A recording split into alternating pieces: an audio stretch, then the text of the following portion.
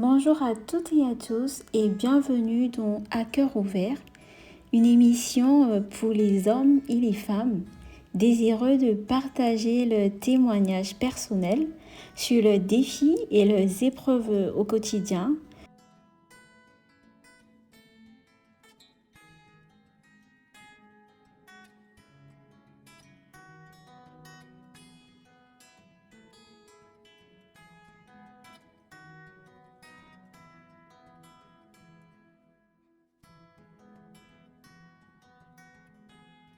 Bonjour, je m'appelle Muriel, j'ai 29 ans et je partage mon témoignage. Je vais commencer avec la parole de Dieu dans 1 Pierre 5, verset 8, qui dit « Soyez sobres, veillez. Votre adversaire, le diable, rôde comme un lion rugissant, cherchant qui il dévorera. Résistez-lui avec une foi ferme, sachant que les mêmes souffrances sont imposées à vos frères dans le monde. » Voilà. Donc, mon témoignage parle de ma relation précédente, qui est une relation amoureuse dans laquelle j'étais. J'ai été fiancée avec un homme que je connaissais depuis longtemps. Et la raison pour laquelle j'ai lu ce passage, c'est parce que je crois que lorsqu'on appartient à Jésus-Christ, nous sommes ennemis de Satan. Satan nous déteste au plus haut point et il ne vit que pour une chose, nous faire souffrir. Donc Satan sait comment nous fonctionnons, Satan sait où appuyer, Satan sait où ça fait mal et Satan connaît nos points faibles. Je crois même que Satan nous connaît mieux que nous nous connaissons nous-mêmes. Mais la bonne nouvelle, c'est que Dieu nous connaît encore mieux que lui nous connaît. Et donc, j'ai dit plus d'une fois, chaque fois que je partageais ce témoignage, que cette relation-là a été le joker de Satan contre moi. Et je crois que Satan a un joker dans la vie contre la vie de chaque enfant de Dieu. Je ne sais pas quel est le joker que Satan a contre ta vie, mais je crois que ce témoignage, si jamais tu n'es pas encore tombé dans ce gros piège-là qu'il avait contre ta vie, j'espère que ce témoignage va t'aider à prier déjà pour que le Seigneur te montre quel est ce gros point faible-là que tu es, que si tu laisses Satan qui rôde et qui voit de mieux en mieux ce point faible-là, prie vraiment pour que le Seigneur te le montre, pour que le Saint-Esprit puisse boucher en fait ce trou, guérir ce trou-là. Voilà, donc je vais commencer par le commencement. Donc comme la Bible dit, Satan rôde. Et quand un lion rôde, il rôde longtemps. Il peut regarder une proie pendant des heures et des heures. Il n'est pas fatigué parce que son objectif, c'est d'atteindre cette proie-là. Donc je rencontre mon ex-fiancé en 2009, l'année précisément où je rencontre le Seigneur. Donc je rencontre Jésus en février 2009. Je lui donne ma vie dans ma chambre. Et quelques mois après, le Seigneur me permet d'être admise à l'université catholique où j'ai fait d'Afrique centrale à Yaoundé au Cameroun, où j'ai fait mes 3 premières années universitaires. Et quelques mois après, avant d'aller dans cette université-là, je rencontre la dame que Dieu avait choisie pour être ma première maman spirituelle. Donc la dame qui m'a affermie dans la foi en Christ. Et pendant que j'échange avec elle, je me rends compte qu'elle est professeure dans cette université-là. Donc moi, je suis très contente parce que je me dis, waouh, Seigneur, tu as déjà aplani le chemin pour moi. Nous parlerons de défis d'ordre professionnel, familial ou sentimental afin d'édifier plus d'un et leur montrer qu'ils ne sont pas tout seuls et qu'ils peuvent s'en sortir malgré les situations qu'ils traversent. Et bien sûr, nous partageons tout cela J'arrive à cœur à ouvert. l'université catholique. Voilà, donc je commence les cours et tout de suite, il y a donc ce garçon-là qui me remarque et qui commence à me faire la cour. Et malheureusement, je m'étais déjà mise dans une relation avec quelqu'un qui n'était pas en Christ. Malheureusement, pourquoi? Malheureusement pour moi, parce que le Seigneur n'aime pas ça. J'étais quelqu'un qui trichait énormément avant. Je ne pouvais pas faire un examen sans tricher. Et le Seigneur m'a aidé à arrêter de tricher. Donc, même si j'avais commencé cette relation avec ce garçon à l'université catholique, ce garçon qui ne connaissait pas le Seigneur, moi, j'étais toujours ferme dans ma relation avec Jésus. Je ne faisais pas de compromis. Et quand j'étais avec ce garçon, lorsqu'on parlait, je pouvais voir qu'on n'avait pas les mêmes façons de penser. Et moi, ça m'embêtait beaucoup parce que je ne voulais pas aller dans son sens. Et c'était à lui d'aller dans mon sens. Et donc, un jour, j'ai fait un vœu au Seigneur. Pourquoi? Parce que plus j'étais avec ce garçon, plus je prenais des risques en tant que femme. Voilà, il ne s'est rien passé de radical, mais voilà, plus on est avec quelqu'un voilà, la promiscuité fait que on prend de plus en plus de liberté et on prend de plus en plus de risques. Et donc, un jour, j'ai décidé de mettre un terme à cette relation. Et donc, je suis allée voir ce garçon et je lui ai dit, il faut qu'on rompe. Et il m'a demandé pourquoi. Et j'ai été claire avec lui. Je lui ai dit, parce que plus je suis avec toi, moins je suis attachée à Jésus. Et pour moi, c'est pas possible que ça se passe comme ça. Donc, je lui ai dit, on arrête là. Et c'est comme ça que ça s'est arrêté. Et donc, pourquoi je parle de ce garçon? Parce que quand celui qui est devenu mon fiancé, qu'on va appeler Étienne, ce sera plus simple. Étienne me faisait la cour à l'université catholique pendant que j'étais avec Stéphane, on va dire. Donc, à ce moment-là, je ne pouvais pas accepter les avances d'Étienne, non seulement parce que Étienne n'était pas en Christ non plus, et aussi parce que, étant quelqu'un de sérieux, je ne pouvais pas être avec deux personnes en même temps. Donc, étant déjà avec Stéphane, je ne pouvais pas être avec Étienne aussi. Lorsque j'ai rompu avec Stéphane, Étienne a vu que le champ était libre, et Étienne est venu vers moi. Il m'a fait la cour, etc., etc. Et moi, je ne voulais pas. Je ne voulais tout simplement pas. Pourquoi? Parce que Étienne n'était pas en Christ. Et pour moi, sortant d'une relation que j'ai rompue parce que le gars n'était pas en Christ, il était hors de question que j'entre dans une autre où c'était le même cas de figure qui se produisait. Et donc, c'était la première fois que quelque chose de semblable était arrivé à Étienne parce que ce que j'ai appris plus tard, c'est qu'aucune fille ne lui avait dit non avant. Et donc, le fait que j'ai refusé ses avances n'a fait que attiser la convoitise qu'il avait, le désir qu'il avait d'être avec moi. Et il n'a pas lâché l'affaire. Et moi non plus, je ne lâchais pas l'affaire dans mon refus. Et donc, Étienne, il change de stratégie. Il vient vers moi, mais il me dit, bon, ok, je respecte ton choix de ne pas vouloir être avec moi. Mais est-ce qu'on peut être amis?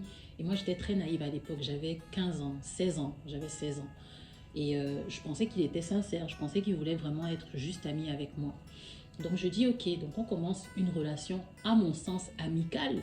Mais lui, bien sûr, il avait autre chose en tête. Donc là, on est en 2009.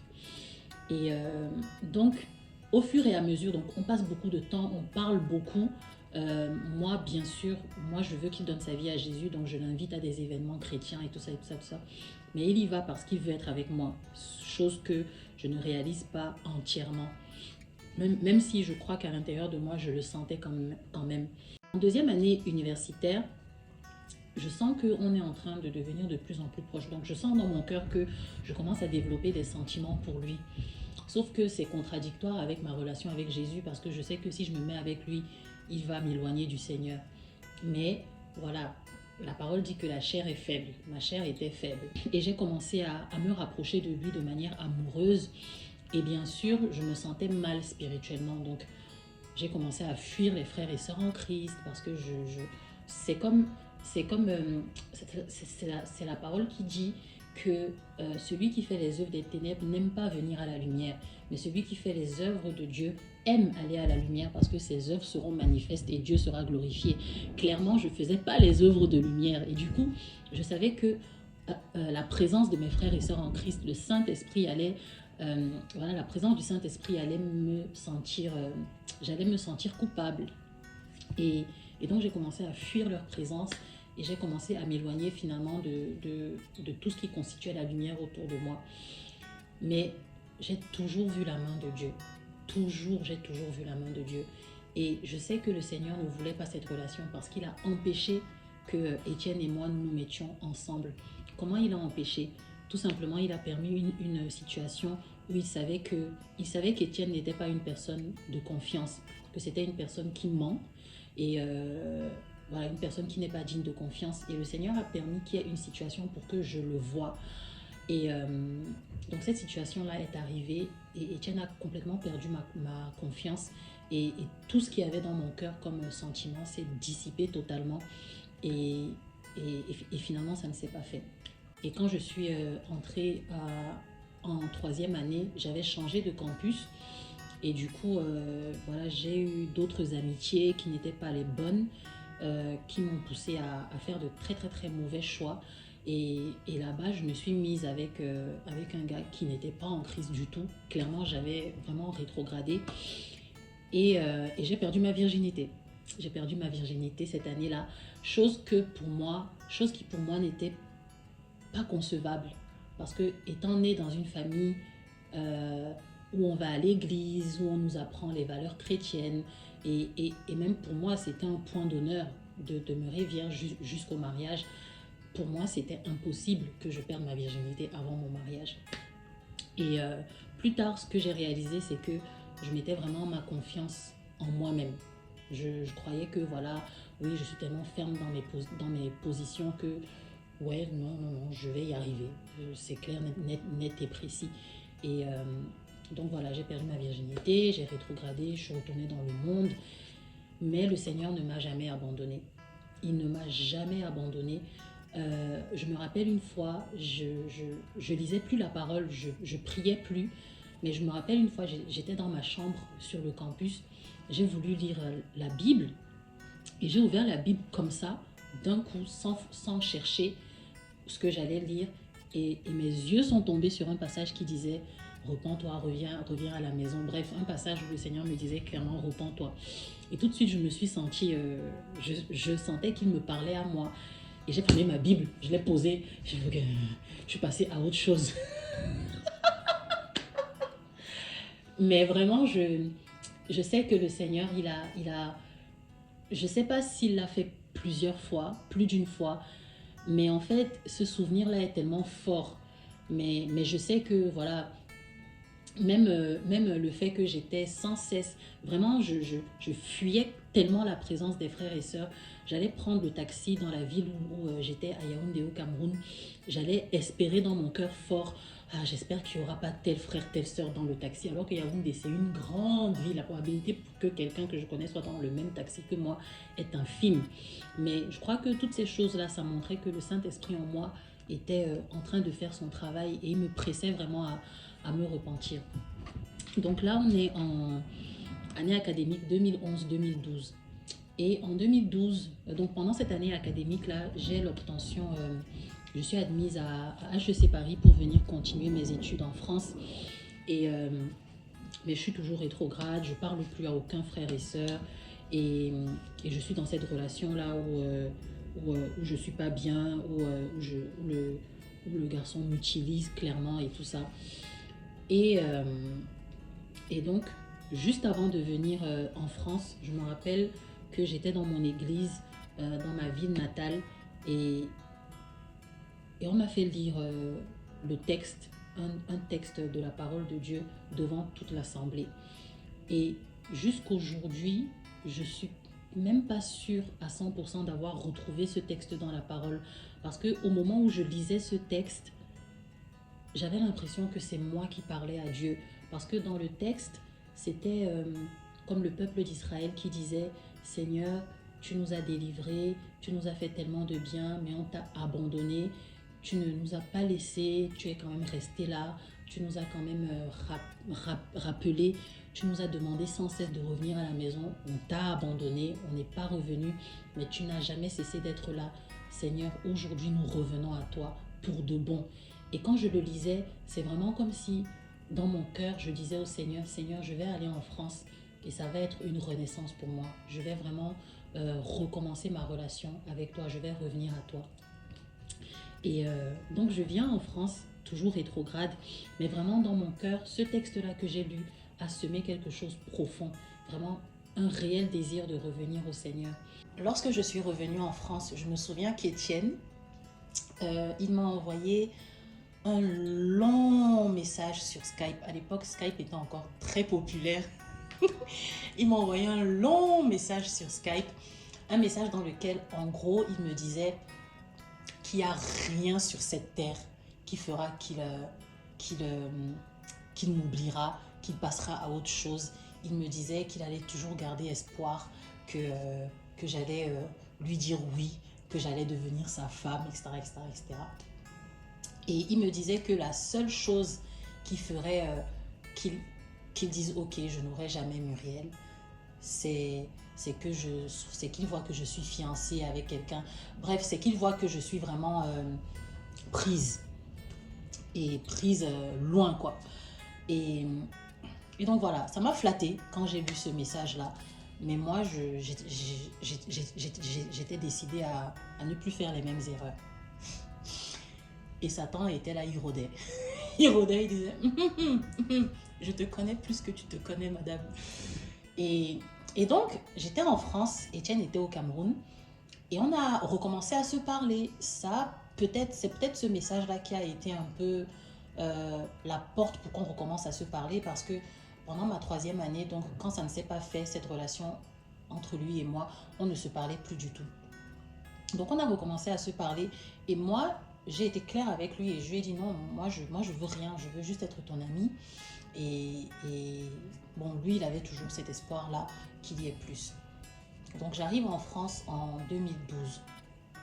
Les années passent, on se parle par-ci, par-là, un peu par hasard, etc., etc., etc. Et en 2016, j'attrape la tuberculose et voilà, j'ai failli mourir, on m'a emmenée à l'hôpital et j'ai été en arrêt maladie. C'était juste après ma diplomation, donc juste après que j'ai fini mes études en école de commerce. Donc j'attrape la tuberculose au début de mon contrat. Du coup, je ne peux pas bien travailler et je vais à l'hôpital et je suis restée à l'hôpital de janvier à avril. Et lorsque je suis sortie de l'hôpital, je suis allée rendre visite à ma sœur à l'étranger, en Hongrie. Je suis restée avec elle 2 semaines peut-être. Et pendant que j'étais chez elle, j'ai repensé à Étienne. Donc, j'arrive en France en 2012. Et donc, on est en 2017 quand je repense à Étienne, donc 5 ans après. Et je rencontre Étienne en 2009. On est en 2017, donc 8 ans après. On est 8 ans après. Satan a rôdé pendant 8 ans. Il a semé des petites choses et tout pendant 8 ans. Et donc, je repense à Étienne et je lui écris. Et oui, un an avant que je réécris à Étienne, je lui ai envoyé un message vraiment radical où je lui disais il n'y aura absolument rien entre toi et moi, rien du tout. Et j'étais vraiment radicale. Donc, lorsque en 2017, je lui ai écrit, il était choqué et même il était perdu parce qu'il disait mais qu'est-ce qu'elle me veut cette fille en fait. Et oui, je le comprends parce que c'était pas logique que je lui écrive après le message radical que je lui avais écrit l'année précédente. Donc je lui écris, il décroche parce qu'il a encore des sentiments et on se parle et on recommence à se parler, mais il est sur ses gardes. Ce qui m'a motivée à lui écrire, c'est l'intérêt. D'une manière ou d'une autre, Satan a réussi à semer de l'intérêt dans mon cœur, de l'intérêt pécunier, hein, oui, de l'intérêt monétaire. Ça me fait honte de le dire parce que, waouh, Muriel a eu de l'intérêt pécunier, monétaire vis-à-vis de quelqu'un. Elle a manipulé quelqu'un, oui. Et voilà, Satan s'est servi de situations par lesquelles je suis passée pour semer ça de manière vraiment inconsciente. Voilà, je n'avais pas du tout conscience qu'il avait semé ça, mais il l'a semé. Et vraiment, au moment où j'écrivais à Étienne, j'avais cet intérêt-là dans le cœur. Et donc, je voyais que lui, il était sur ses gardes par rapport au message que je lui avais envoyé l'année précédente. Et moi, j'ai essayé de le rassurer que non, si je reviens, c'est parce que j'ai réfléchi, non, je veux être avec toi, non, je veux être avec toi, et tout. Donc, il me demande, est-ce que tu es sûre? Je dis, oui, je suis sûre. Et donc, on commence cette relation-là que le Seigneur s'est tellement battu pour qu'elle n'arrive pas. Elle commence 8 ans après. Et ça a été la descente aux enfers. C'est la relation où j'ai fait les pires erreurs de ma vie. Des erreurs que je paye encore aujourd'hui. dans mes pensées. Dès que j'ai commencé cette relation avec Étienne, le Saint-Esprit, tout de suite, il m'a dit, arrête ça. Ce que tu es en train de commencer, arrête-moi ça. Et moi, je résistais à la voix du Saint-Esprit. Je disais, Seigneur, il va te recevoir. Il va te donner sa vie. Peut-être que tu vas passer par moi pour le toucher, etc., etc. Et le Seigneur me disait, j'ai pas empêché cette relation il y a des années pour que tu la commences aujourd'hui. Et moi, je résistais. Et le Seigneur a vraiment permis que je voie en fait le caractère d'Étienne. Parce que j'ai vu que c'était quelqu'un qui avait... en tant qu'être humain, on a tous des blessures. Et selon les situations qu'on a vécues dans notre vie, les blessures qu'on a, si elles ne sont pas guéries, on les balance en fait au visage de la personne qui est en face. Et donc, c'est une personne qui a eu beaucoup de blessures. Et donc, dans son comportement avec moi, ces blessures-là jaillissaient.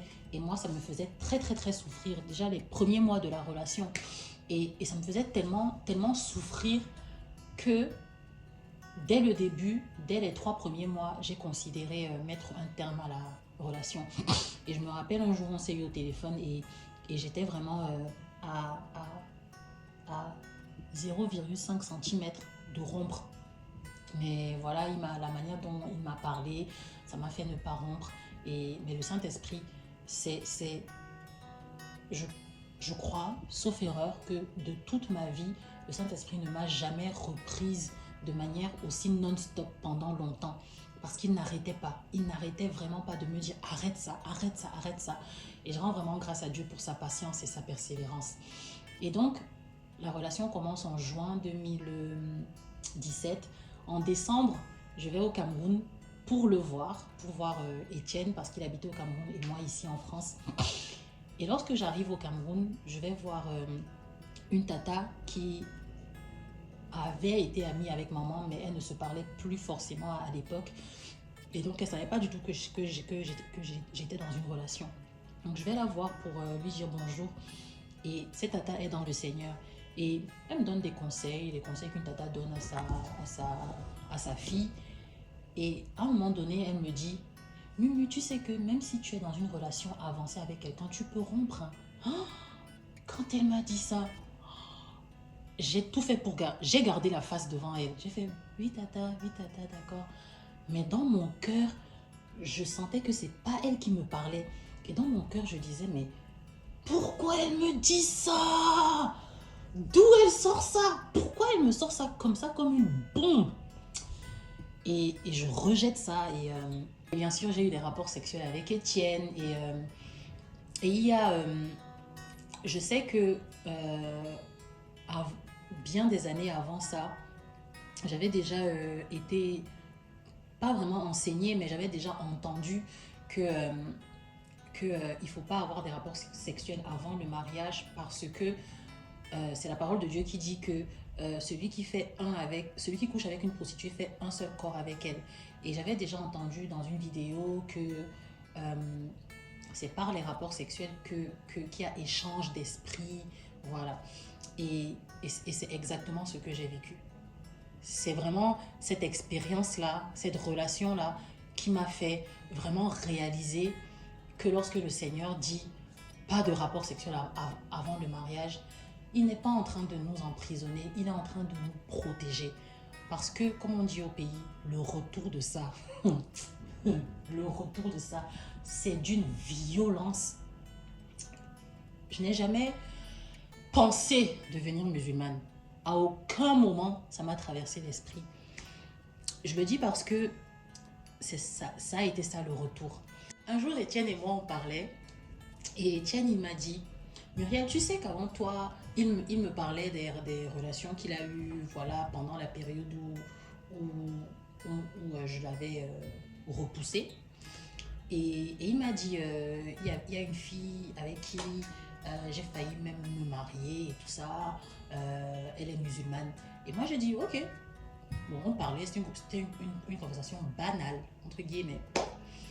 Donc, le temps passe. Et on est en 2019, si je ne me trompe pas. Je suis chez moi, tranquillement, Et vraiment, dans la relation que j'ai eue avec Étienne, j'ai fait des choses que je n'imaginais pas pouvoir faire en tant que chrétienne. Mais comme le Seigneur est bon, le Seigneur, il n'arrêtait pas de m'attirer à lui et surtout de m'entourer de sa bonté, parce que jamais il a été dans une attitude de condamnation et tu continues comme ça, tu vas en enfer. Non, non. Non, je sentais vraiment la bonté de Dieu et c'est ça même qui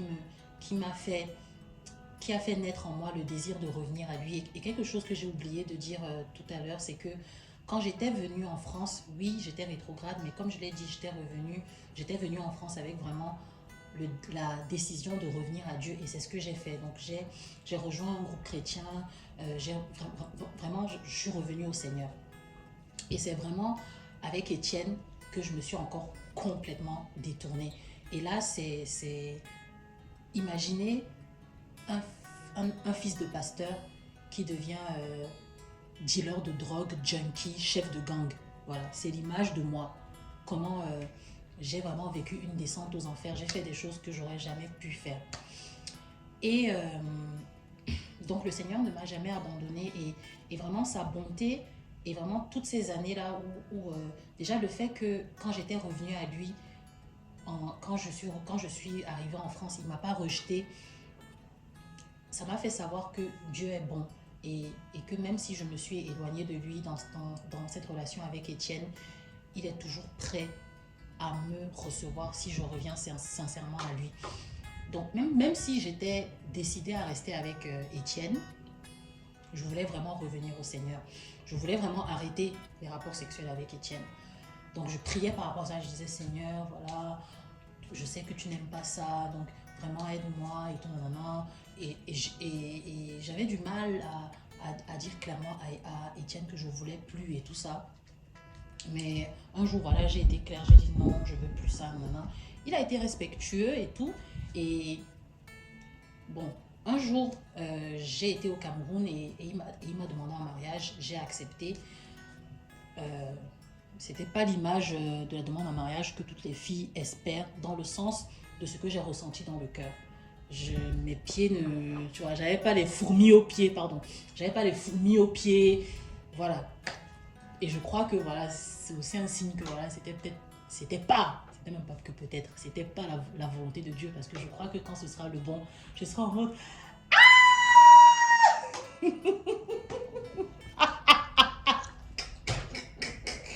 mais là au fond de mon cœur, j'étais en mode j'accepte pour te faire plaisir. Voilà, j'accepte, c'est plus pour te faire plaisir que j'ai vraiment envie. Et donc j'étais fiancée, mais vraiment le Seigneur, il m'a montré de toutes les manières possibles que c'était pas sa volonté. Déjà parce que Étienne n'était pas en Christ. Et même quand on prie pour savoir, oui Seigneur, c'est qui le bon, parfois on va vouloir tellement spiritualiser les choses qu'on ne va pas regarder les faits. Est-ce que psychologiquement ça colle? Est-ce que culturellement ça colle? Est-ce que... Et donc le Seigneur me montrait de toutes les manières possibles comment, même dans la vision de la famille, dans la vision de ceci, de cela, il n'y a rien qui collait en fait. Même ce que j'aime manger, ce qu'il aime manger, il n'y a rien du tout qui collait. Mais moi, je m'entêtais vraiment. Et donc, je voulais vraiment revenir au Seigneur. Et c'est vraiment dans cette dynamique dans laquelle j'étais pour revenir au Seigneur que un jour, j'étais chez moi. Et comme, pas tombé du ciel, parce que ce qui tombe du ciel, ça vient de Dieu. Mais comme une éruption volcanique du plus profond des enfers, une pensée musulmane vient. Et je fais pause. C'est quoi ce délire? C'est quoi ce truc? Et je peux même pas expliquer comment ça... Bon, pour faire simple, les pensées musulmanes qui ont commencé à m'attaquer, c'était des pensées qui voulaient tout islamiser autour de moi. Voilà, je voyais plus les mots comme des mots, je les voyais comme des sigles. Je vais voir le mot victoire, c'est pas victoire que je vais voir, c'est je veux, le V c'est vouloir, le I c'est islam. Et du coup, je pouvais plus prier parce que quand j'allais dire Amen, quelque chose en moi allait dire Hamed. Et vraiment, ça polluait. En fait, je sentais qu'il y avait une troisième personne à l'intérieur de moi. Il y avait moi, il y avait le Saint-Esprit. Et je sentais qu'il y avait vraiment une troisième personne à l'intérieur de moi qui voulait boucher mes oreilles à la voix du Saint-Esprit et qui voulait en fait raser tout ce qu'il y avait de Dieu à l'intérieur de moi, même tout ce qu'il y avait de moi, ma personnalité, tout. Il voulait, comme la Bible dit, le voleur vient pour dérober, tuer, égorger, détruire. Cette troisième personne-là voulait tout détruire, tout ce qu'il y avait à l'intérieur de moi. Et voilà, c'était une invasion. Une invasion. Et je ne comprenais pas. Et je disais, Seigneur, ça sort d'où ça? Je n'ai jamais voulu devenir musulmane et ça ne commencera pas aujourd'hui. Alors d'où ça vient? D'où ça vient? Et c'est devenu de plus en plus intense, de plus en plus oppressant. Je ne pouvais plus rien faire, je ne pouvais plus parler aux gens. Les gens étaient fatigués, mais je n'arrivais pas à dire ce qui se passait parce que je me disais, je vais dire que j'ai des pensées musulmanes, on va dire, t'es sûre que t'es chrétienne? Les chrétiens, ils n'ont pas de pensée musulmane. Donc, je me disais, on va me juger, voilà. Et un jour, je rentrais chez moi et le Seigneur a permis que le train que je devais prendre ait un problème.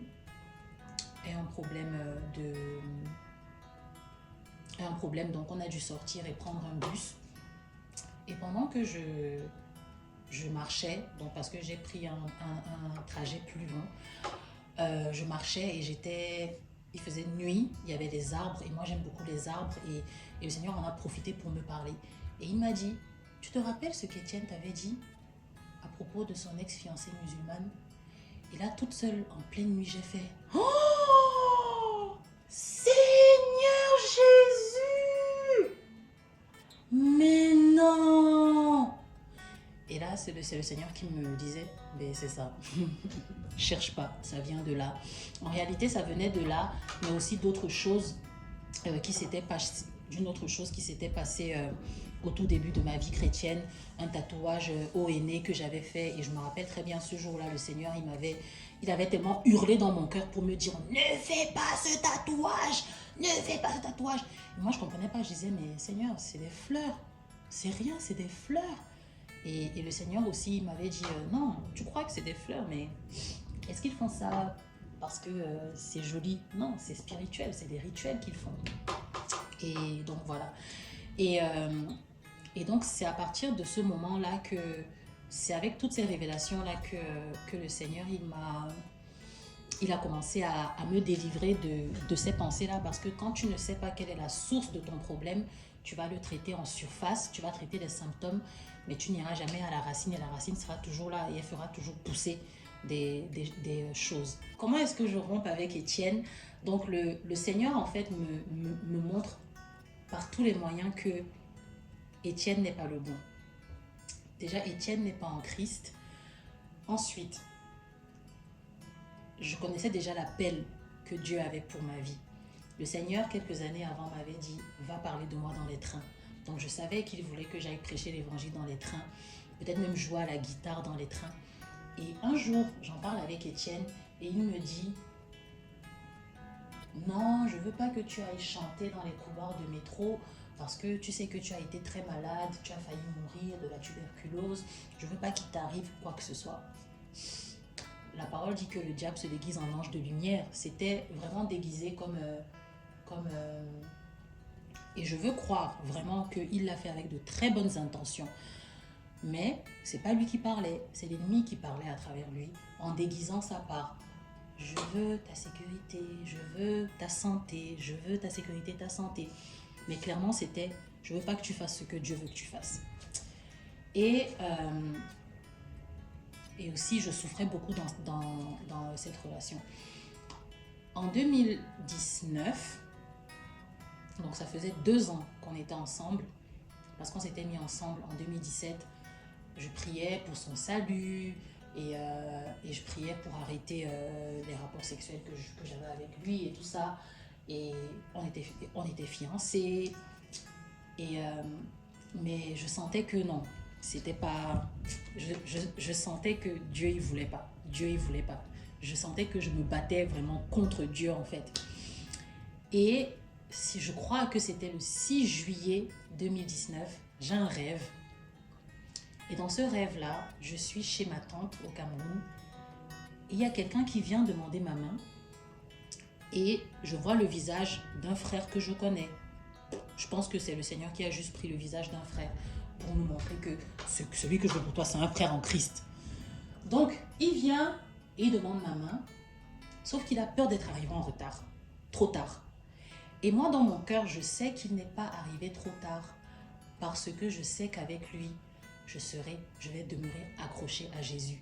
Donc, pour quelqu'un qui a été radical pour rompre avec quelqu'un, tout simplement parce que sa relation avec la personne nuisait à sa relation avec le Seigneur, ça a été tout ce que j'avais besoin d'entendre. Et là, je me suis réveillée et j'ai dit, Seigneur, tu veux qu'on rompe avec Étienne? Je suis prête à rompre avec Étienne si tu veux. Et donc, on était en juillet et j'avais cette bague-là à la main et je ne pouvais plus la porter. Je ne pouvais plus la porter. J'ai pris la décision de l'enlever et je l'ai enlevée et je suis restée 2 à 3 semaines sans la porter. Et après, Étienne devait venir en France pour me voir aussi, pour venir aussi là où j'habite et tout ça. Et peu avant qu'il arrive,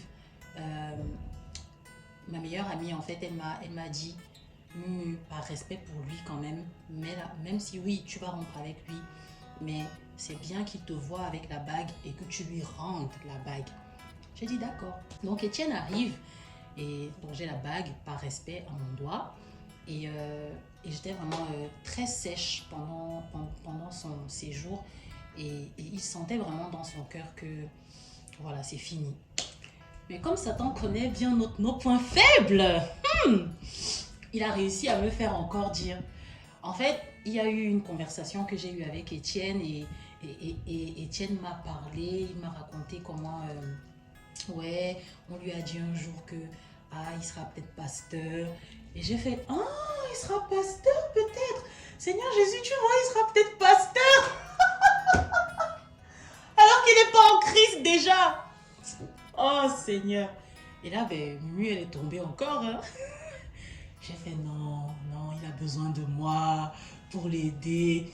Et en plus, il m'a dit quelque chose. Il m'a dit, non, moi je veux donner ma vie à Jésus. Mais tu sais, au pays, il y a tellement de fausses églises. J'attends que tu rentres comme ça. Voilà, tu seras là et tout. J'ai fait, bon Seigneur, tu vois. Étienne, il veut te donner sa vie, mais c'est qu'il a peur. Non. Étienne rentre au Cameroun. Et là, vraiment, l'image que j'ai dans la tête, c'est que le Seigneur disait, ok, les voix polluantes sont parties. Et c'est pas personnel, hein, c'est vraiment comme la parole qui dit que c'est pas contre la chair et contre le sang qu'on se bat. Quand je dis voix polluante, c'est pas Étienne, mais c'est vraiment l'esprit de l'ennemi qui l'utilisait sans que lui en soit conscient. Donc l'image que j'ai vraiment dans la tête, c'est que le Seigneur a dit, ok, tout ce qui polluait ma fille est parti, maintenant je peux encore bien lui parler. Donc là on est en août, et entre août et novembre à peu près, le Seigneur me convainc vraiment que c'est sa volonté qu'on rompe, Étienne et moi. Et à l'intérieur de moi, j'ai vraiment senti que je n'arrivais pas à rompre. Je n'avais pas la force. Et j'ai vraiment fait cette prière. J'ai dit, mot par mot, Seigneur Jésus, délivre-moi d'Étienne. Délivre-moi d'Étienne. Et le Seigneur a fait, enfin, on peut y aller maintenant. Et en fait, peu avant décembre, j'ai vraiment senti qu'il fallait que j'enlève sa bague. Et donc j'ai enlevé sa bague et vraiment j'ai vraiment... Et depuis ce jour-là, je n'avais plus jamais reporté sa bague. Et donc, il m'a vu bien sûr sur les photos sans bague et tout ça. Et dans son cœur, il a vraiment compris que non, là c'est fini. C'est fini. Et un jour, j'ai eu un rêve. Et dans ce rêve-là, Étienne annonçait à des en fait, dans ce rêve-là, le message de ce rêve, c'était que c'est Étienne qui allait rompre avec moi. Comme on dit au pays, c'est Étienne qui allait me barrer. Mais, en fait, pour moi, c'était vraiment que si ça se passe comme ça, c'est que c'est vraiment la volonté de Dieu. Pourquoi? Parce que dans la relation, la personne qui pouvait barrer l'autre, c'est moi. C'est vraiment moi qui pouvais lui dire « je veux plus de toi ». Parce qu'il m'aimait vraiment beaucoup plus que moi je l'aimais. Et donc, on est le 31 décembre 2019, l'un des plus beaux jours de ma vie. L'un des plus beaux jours de ma vie. Et on est... et je suis chez ma meilleure amie. Et Étienne et moi, on s'appelle sur WhatsApp. On s'appelle et c'est vraiment... on sait tous les deux comment ça va se passer, l'issue de l'appel. Et voilà, je lui redis déjà des choses que je lui avais dites quand il était venu, que voilà, tout ce que je te reproche et tout ça, et j'ai pas vu de changement du tout, non. Donc je pense que, non, ça le fera pas, Et il se défend, nanana. Je lui ai dit, qu'est-ce qu'on conclut donc? Et il a répondu qu'on ne peut donc pas être ensemble. Et j'ai dit, ok. Il a dit, ok. Et on a raccroché. Oh, et j'étais tellement heureuse. Ah là. 31 décembre 2019. J'étais dans une joie, un bonheur dont je n'ai pas idée. Bien sûr, j'ai pleuré, mais j'ai pas pleuré de tristesse. J'ai pleuré parce que quand on est dans une relation amoureuse, le cœur s'attache. Donc, j'ai pleuré, mais pas beaucoup du tout. Parce que par la grâce de Dieu, depuis qu'il m'a parlé donc le 6 juillet avec ce rêve-là, voilà, j'ai fait le deuil en fait pendant toute la moitié de l'année. Et je l'ai vraiment vécu comme une délivrance. Et vraiment, comme le Seigneur m'a montré, c'est vraiment Étienne qui a dit, on ne sera pas ensemble. Et pourquoi donc j'ai commencé ce témoignage en disant que Satan a un joker contre chacun d'entre nous. C'est que le joker, et je prie vraiment que toi qui m'écoutes, tu ne connaisses pas cette situation. Mais bon, je ne sais pas si on peut être exempté de ce joker-là, je ne sais pas. Et je crois que pour reconnaître ce joker-là, c'est quand tu vas voir comment ta vie va être juste après que ce joker-là, que ce cancer-là sera ôté de ton corps. Parce que j'ai rompu avec Étienne le 31 décembre 2019. Et en 2020, tout a changé dans ma vie. Mais quand je dis tout, c'est tout.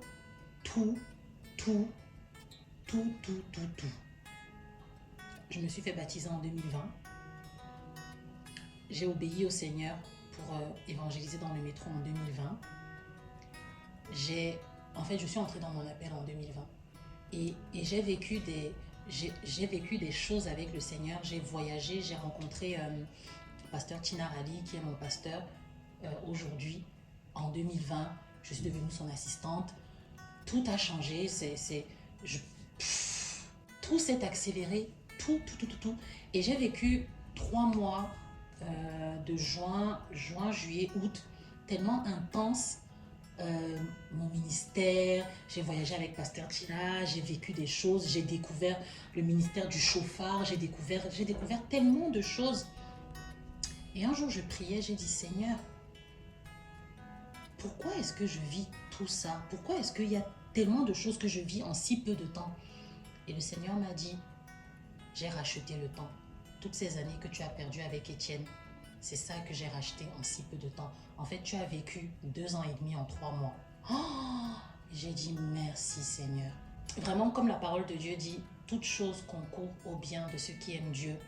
Vraiment, j'ai dit beaucoup de choses dans ce témoignage, mais je crois que ce qu'il faut retenir, c'est on a tous, Satan a un joker contre chaque enfant de Dieu en fait. Parce que Satan ne connaît pas le plan que Dieu a pour ta vie. Satan ne sait pas à quel point Dieu peut t'utiliser. Et Satan, c'est quelqu'un qui sait vraiment mieux que nous qu'il ne faut pas se fier aux apparences. Je crois vraiment que Satan a un joker contre chacun d'entre nous. Donc, il faut vraiment prier pour savoir ce joker-là avant que ce joker-là nous trouve. Et peu importe ce qui se passe, Dieu va toujours utiliser toutes les erreurs qu'on a vécues pour notre bien. Tout ce que j'ai vécu avec Étienne, voilà les pensées musulmanes qui m'ont attaqué pendant tellement, j'ai fait une dépression, je voulais mourir littéralement. Quand je me couchais le soir, je priais pour pas me réveiller le lendemain, tellement je pouvais rien faire. Je pouvais même plus parler à mon père, je pouvais plus parler à Dieu, je pouvais plus lire la Bible. Un chrétien qui peut plus parler à son père, qui peut plus lire la Bible, il va dire, papa, prends-moi, parce qu'au moins comme ça, je suis au ciel avec toi, tranquille. Ça sert à rien d'être sur la terre. Et le Seigneur, il me disait, parce que je priais beaucoup et je disais, Seigneur, délivre-moi. Tu vois, toutes les fois où il y a telle pensée qui m'a attaqué, tu m'as délivré et tout, là, délivre-moi encore. Là, le Seigneur, il m'a dit, je vais te délivrer, mais pas comme je l'ai fait avant. Avant, je faisais tac en un claquement de doigts. Là, non. Il faut que tu saches que tu as grandi maintenant. Tu n'es plus bébé chrétien. Tu es maintenant adulte. Tu vas utiliser l'autorité que je t'ai donnée et tu vas apprendre la délivrance. Tu vas apprendre à chasser les démons. Il disait, mais Seigneur, j'arrive même pas à parler. Dès que j'ouvre la bouche, il y a ce démon-là qui m'attaque et tout. Mais comment je vais le chasser et tout? T'inquiète pas, t'inquiète pas, t'inquiète pas. Et là, en m'entendant parler, bon, j'espère que ça s'entend que je ne suis pas dépressive et tout, parce que je ne suis plus dépressive. Le Seigneur, il m'a fait sortir de la dépression. Et même si de temps en temps, il y a ces pensées qui m'attaquent encore, parce que je ne vais pas dire que ça m'attaque plus du tout, le Seigneur, comme il dit dans sa parole, j'ai exercé tes mains, tes doigts au combat. Ah, je ne suis plus la même fille qu'avant. Peut-être que s'il n'y avait pas eu ce combat-là, s'il n'y avait pas eu ce joker-là, pour que je devienne comme ça, il aurait fallu encore 25 ans. Et voilà, toute la gloire revient à Jésus et toute chose concourt au bien de ceux qui aiment Dieu.